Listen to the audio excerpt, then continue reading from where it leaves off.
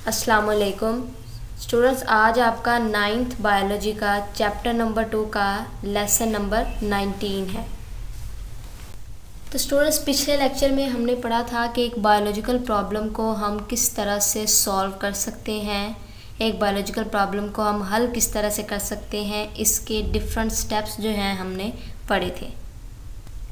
और स्टूडेंट, जो आज का हमारा टॉपिक है वो है मलेरिया के बारे में। मलेरिया आपको पता है एक बीमारी है जो कि मॉस्किटोज़ मच्छरों की वजह से होती है, ठीक है। और इस मलेरिया को हम एज एन एग्जाम्पल के तौर पे पढ़ेंगे। किसकी एग्जाम्पल? बायोलॉजिकल प्रॉब्लम की एग्जाम्पल, ठीक है। हम पढ़ेंगे कि मलेरिया किस तरह से एक बायोलॉजिकल प्रॉब्लम है और हम इसको किस तरह से हल कर सकते हैं बाय डिफरेंट स्टेप्स, ठीक है ना। वही स्टेप्स जो कि आपने पिछले टॉपिक में पढ़े थे, उन्हीं स्टेप्स के ज़रिए से हम मलेरिया को हल करेंगे, ठीक है। मलेरिया जो है ये एक बीमारी है जो कि आप जानते हैं कि ये मच्छरों की वजह से होती है, मॉस्किटोज़ की वजह से होती है, ठीक है। लेकिन अगर हम पहले की बात करें, 17th सेंचुरी की बात करें, तो तब ये पता नहीं था कि मलेरिया जो है वो मच्छरों की वजह से होती है, ठीक है। आज हम ये जानते हैं, लेकिन पहले 17th सेंचुरी में लोग ये नहीं जानते थे कि मलेरिया मच्छरों की वजह से होता है। तो मलेरिया को जो लफ्ज़ है ये दो अल्फाज से माखूज़ है, ठीक है ना। 2 इटालियन वर्ड्स जो हैं इनसे मिलके मलेरिया का लफ्ज़ बना है। और वो कौन से हैं इटालियन वर्ड्स? पहला जो मलेरिया में MALA मैला है, इसका मतलब है बैड, और एरिया का मतलब है एयर, यानी कि मलेरिया का लफ्ज़ी मतलब जो बनता है बैड एयर, ठीक है। इसे बैड एयर का नाम क्यों दिया गया? क्योंकि ये जो मलेरिया शुरू में जो था, ये ऑब्ज़र्व किया गया कि जो दलदली जगह हैं, मार्शी प्लेसेस हैं, ठीक है ना, जहाँ पे दलदल पाई जाती है, उन इलाकों में ये मलेरिया की बीमारी हो रही है, ठीक है ना।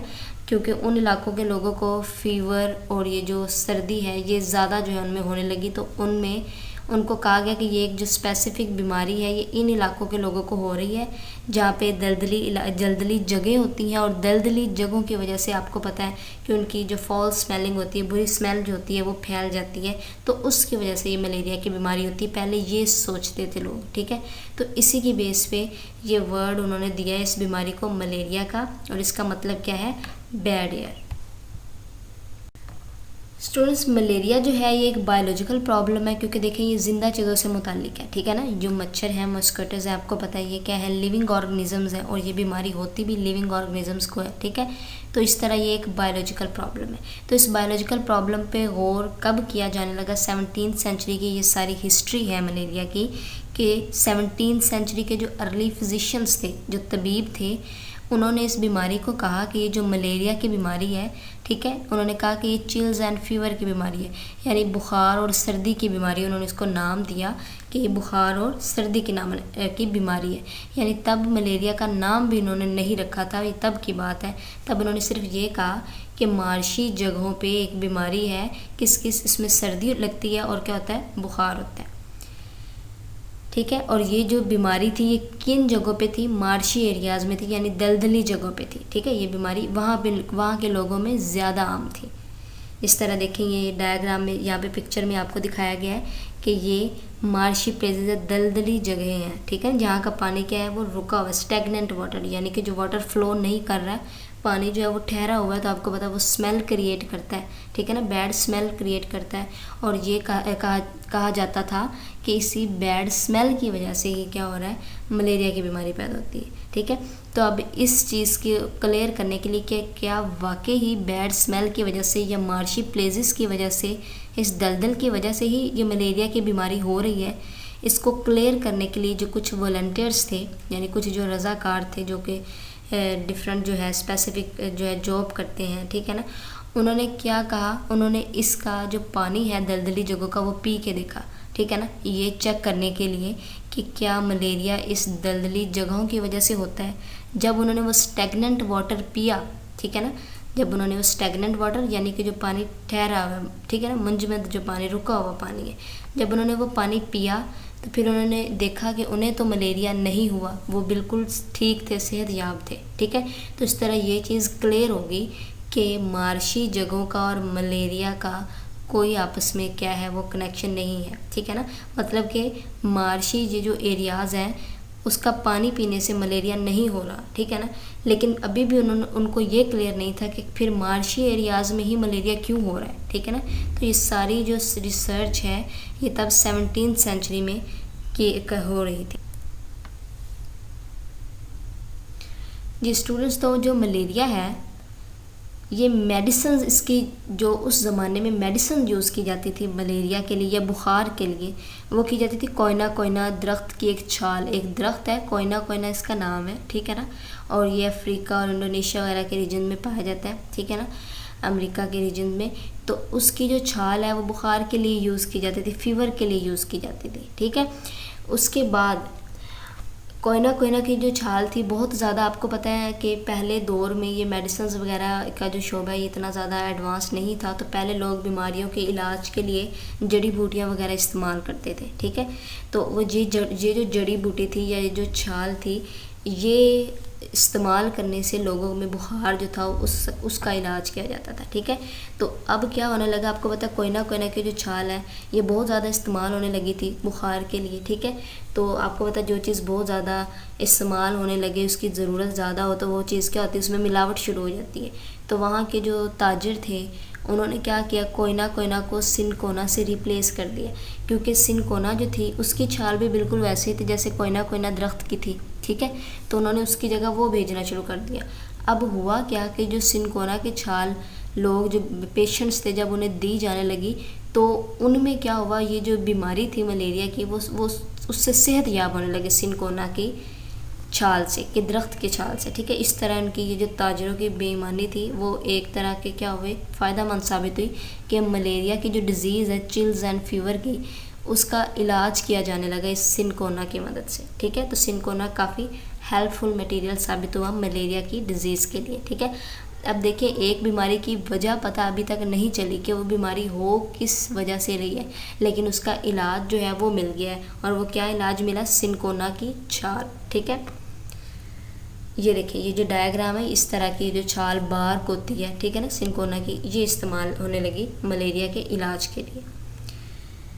सिनकोना में एक केमिकल होता है जिसे क्विनीन कहते हैं, ठीक है ना, वो बीमारी के इलाज के लिए इस्तेमाल होता था और काफ़ी मुस्तैद होता था इस बीमारी के इलाज के लिए, ठीक है ना। सिनकोना की जो छाल थी उसमें एक केमिकल था क्विनीन, ठीक है। उससे मलेरियल पेशेंट को जब वो दिया जाता था तो उससे वो सेहतयाब होने लगे। स्टूडेंट्स, कुछ अरसे बाद तकरीबन 200 साल के बाद एक न्यू डिस्कवरी हुई, और वो डिस्कवरी क्या थी कि कुछ बीमारियां ऐसी भी हैं जिसकी वजह टिनी ऑर्गेनिजम्स होते हैं, यानी छोटे छोटे जानदार होते हैं, माइक्रो ऑर्गेनिजम्स होते हैं, ठीक है ना। ये तब की बात हम कर रहे हैं जब 17th सेंचुरी की हम बात कर रहे हैं, ठीक है ना। तब ये डिस्कवर हुआ था कि कुछ बीमारियां ऐसी भी हैं जो इंसानों में हो रही हैं जिसकी वजूहात क्या है, छोटे छोटे जिंदा जानदार हैं। उसके बाद फिर ये सोचा जाने लगा कि जो मलेरिया है जिसकी वजह पता नहीं चल रही, ठीक है ना, 17th सेंचुरी में अभी तक इसकी वजह पता नहीं चली थी कि किस वजह से हो रही, ठीक है। तो उसके बाद जो है ये सोचा जाने लगा कि हो सकता है कि मलेरिया भी उन्हीं टिनी ऑर्गेनिजम्स की वजह से हो रहा हो, क्योंकि मार्शी प्लेसेस का पानी पीने से तो मलेरिया नहीं हो रहा था, लेकिन उनका कुछ कनेक्शन ज़रूर था, ठीक है ना, मार्शी प्लेसेस और मलेरिया का कनेक्शन ज़रूर था, ठीक है ना। तो फिर इस तरह ये बात जो है ये उन जहन में आई, जो बायोलॉजिस्ट थे, जो फिजिशियंस थे, कि हो सकता है कि जो मलेरिया की बीमारी है ये भी टिनी ऑर्गेनिजम्स की वजह से हो रही हो। तो स्टूडेंट्स, उसके बाद लेवरेन जो थे एक आर्मी फिजिशियन थे, इन्होंने क्या किया, एक तजर्बा किया, ये 1878 की बात है।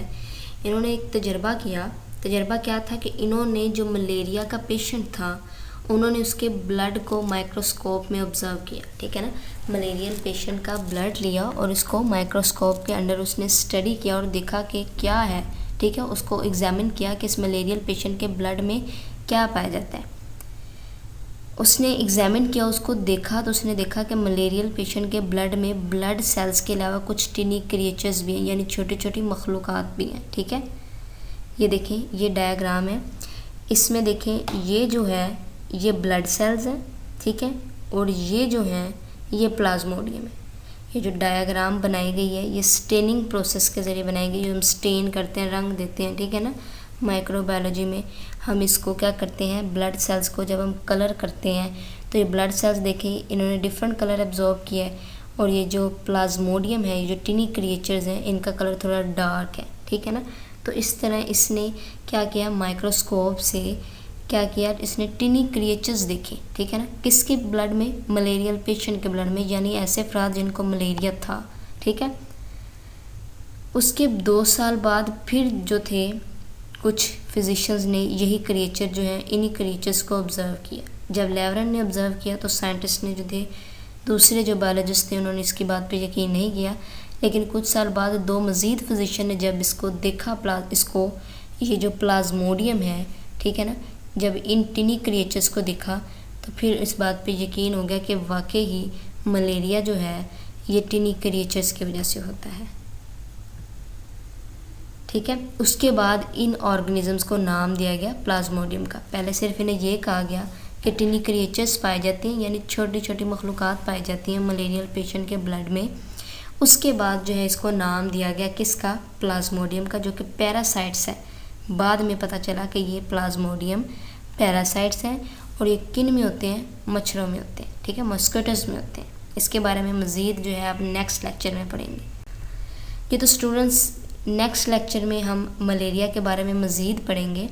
हम मलेरिया की जो एग्ज़ाम्पल है इसको रिलेट करेंगे जो बायोलॉजिकल प्रॉब्लम को सॉल्व करने के मेथड है उससे, ठीक है ना। हर एक स्टेप को हम जो है पढ़ेंगे और इसमें एग्जांपल हम मलेरिया के लेंगे। वो स्टेप जो हमने पीछे पढ़े, ऑब्जर्वेशन, हाइपोथेसिस, डिडक्शन, एक्सपेरिमेंटेशन, ये सारे स्टेप्स को हम रिलेट करेंगे मलेरिया के साथ।